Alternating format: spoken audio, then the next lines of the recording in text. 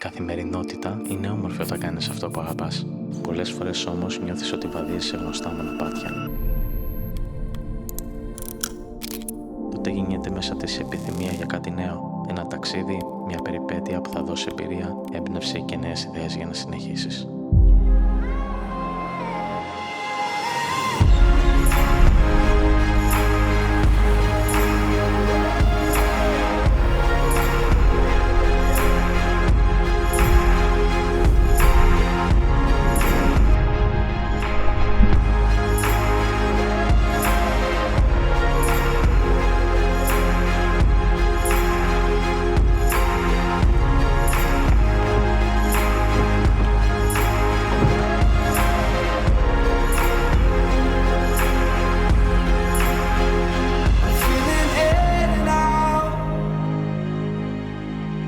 I turned full circle round and round.